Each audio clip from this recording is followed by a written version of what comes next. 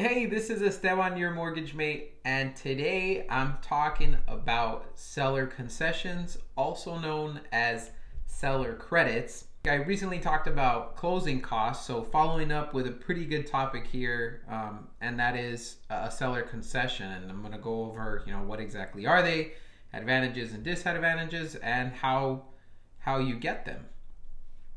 So seller concessions are seller paid closing costs, right? This is how you can get into a property without having to pay that 2 to 5% extra on top of your down payment. And the seller concessions include loan costs, title fees, HOA fees, upfront government fees. So really any type of closing cost involved to close the deal, and that's what they can pay. So a big advantage is, if you get these seller concessions or seller credits, you don't have to come to the table with as much cash, right? Much out of pocket. It can potentially, depending on how much you get, you can apply that to an interest rate buy down in addition to covering your closing costs, and that can lower your interest rate and overall payment.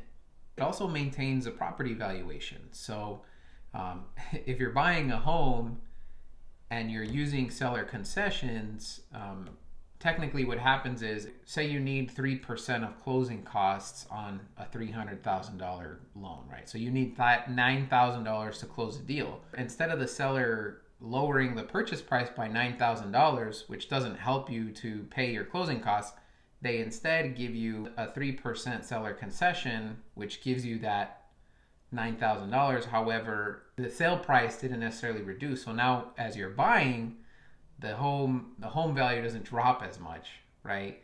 A lot of people aren't you have to remember, when you're buying a home in a neighborhood, if you buy at a super low price, well, then that generally becomes a comparable for that neighborhood. So it actually kind of helps you maintain the property value as opposed to lowering the value of the overall neighborhood in your home when you're buying. Now, some of the disadvantages of getting seller concessions, while they're limited in use, so you can't use a seller concession for repairs. You can only use it for those closing costs or an interest rate buy down. In addition, you're limited to the amount of seller concessions you can get depending on the loan program and your down payment, how much you're putting down. So lenders will have rules, the guidelines, there's rules within the lending guidelines as to how much you can actually get from a seller for those closing costs. If you get the closing costs, they must be used, right? You have to be able to use all of them, or else the excess that's not used is reverted to the seller. And they don't necessarily help you on a cash purchase, right? If you don't need help with closing costs or want those back from the seller, then if you're buying cash, it doesn't really matter. Now, how does this really work, right? I'm explaining a lot. How does this work in theory if we're just putting some numbers on paper here? So let's just say, for example, you had a 3% down payment and your closing costs were 3%, and you had a seller concession of 3%. So right here, just to do a simple scenario of $300,000, let's say your purchase price is $300,000, your down payment is the 3%, and your closing cost is a 3% as well. So $9,000 for the down payment and $9,000 for the closing cost. Now, at this purchase price, with that down payment, with that figure of a down payment and closing costs, your total cash to close without any assistance would be $18,000. It's a lot of dough. Now, if you get a seller concession, right, if you negotiate that, now the seller credit is applied, right? So say you get a seller concession of the 3%, like we mentioned before, you negotiate that. Now you're only coming in with your down payment, $9,000, significant difference. Another scenario that's pretty common, if a seller doesn't necessarily just want to provide that, Oftentimes, if there's some wiggle room in the appraisal, buyers will throw in an offer above the asking price. So let's just say 309, and then they'll work in the concession down, right? So then the seller's netting pretty much the same amount that they would had they just sold at 300,000, right? So you'll see here, if you're doing the math, your total out of pocket in this scenario would be 9,270, and that's normally how I'll see the concessions play out. Either the seller's willing to work with you, and they'll provide them, or they're not. And if you need them, then it's looking more so that you're going to offer above the asking price. Now, the amount of seller concessions you get, as I mentioned before, they're limited based on the loan program and how much money you're putting down. So here's a pretty cool chart. For a conventional loan, the max seller contribution or credit concession, a lot of different terms here, but the max you can get putting less than 10% down is you're looking at 3%, right? So if you're putting less than 10% down, you'd be right here at 3%. You put 10 to 25% down, you can get 6% back, and more than 25%, 9%. So a lot of flexibility there, especially if you're putting more money down. You can get a larger credit from that seller, and not so much if you're putting the minimum down.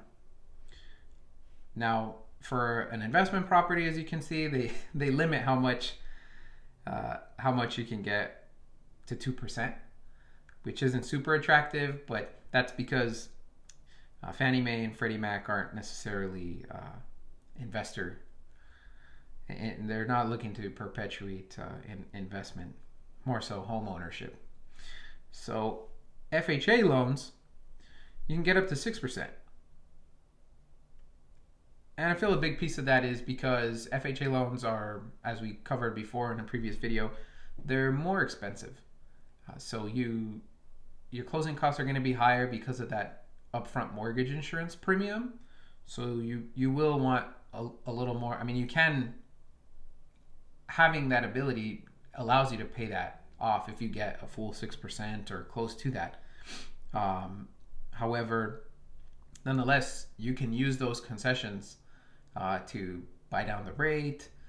So it does make it attractive for a first-time buyer to, if you can negotiate that deal, that 6% is really great. With VA loan, it's actually really cool. You can get up to 4% in a concession, but the concession has a little bit odd of a term for it, but the concession can include, I'll do a breakdown on a different video, but you can get up to 4% for your buy down, even debt payoff. So if you owe debt, a seller can actually pay your credit cards, in addition to a seller also paying your normal closing costs, so title, escrow. So you can really get, on a VA loan, you can get almost over 6%. You can get 7%, 8%. It just kind of depends. Really, you can get that much assistance from a seller if you have a VA loan. It's really, really incredible, a VA loan. Wish I would have known about that. And then a USDA loan, 6%. So a lot of these loan programs are really friendly. They're allowing borrowers to really, get assistance from those sellers that are motivated to sell.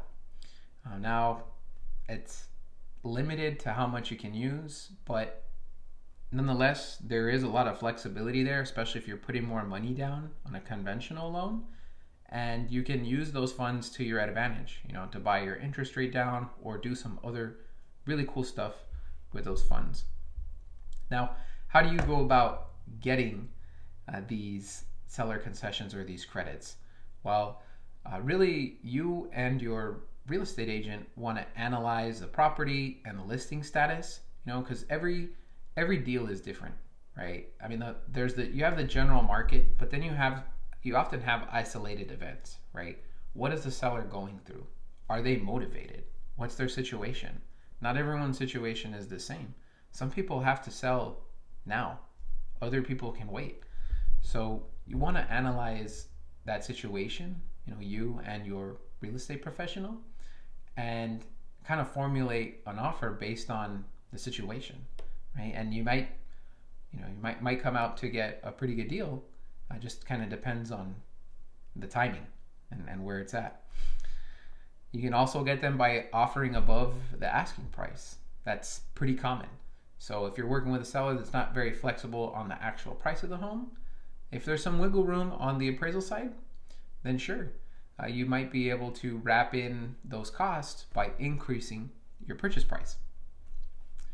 Oftentimes, you can negotiate some seller credits after an inspection.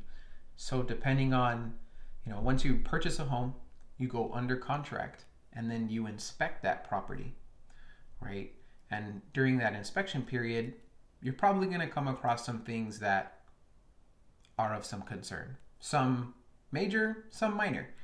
And depending on how that pans out, a seller may be willing to offer you a credit in the form of a seller concession.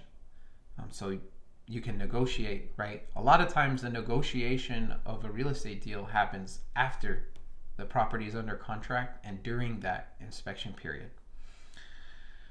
A big piece, and honestly one of the best, is to shop in a buyer's market or a balanced market. It's very difficult to negotiate with a seller when there aren't many other sellers. So it just kind of depends on what the actual market looks like, and interest rates do play a big piece. But nonetheless, if you're a buyer and you need those closing costs to close your deal, you want to shop in a market that allows you to be able to negotiate that. Because if you're shopping in an environment where there's no flexibility there and sellers know they have all the power, then you're not going to be able to get those costs paid for. You're more likely going to be offering over the asking price to get those, if that does the trick. So here's an example, right? I'm sure a lot of you use Zillow. I do. Here's a property I saw in my area, and it's pretty good example here. I mean, these guys, if you're looking down here, it's pretty cool. You can track all the history of these properties on Zillow, pricing history. So at the beginning of the year, they listed at $489,000. And in the span of about 2 months, they've dropped it down to $399,000, right? So they've almost dropped this house $100,000. You're pretty close to $100,000. So they were really aiming for the stars. But however, now they're motivated to get out of there, it seems. Otherwise, they wouldn't lower the price so fast. So that's kind of what I would gauge is, how long has the property been on the market? Have they had price decreases? The condition, right? If you're looking at the photos, sometimes the photos aren't great. Just depends. But, obviously it all comes down to the seller and their position. And that's the job of your real estate agent. You can also do some research as well and figuring out, what's going on. How can you negotiate the best terms for your purchase? I hope this information is helpful in you getting the best results on your next real estate deal. If you have any questions regarding the seller concessions or want me to go over something a little more detailed, just let me know.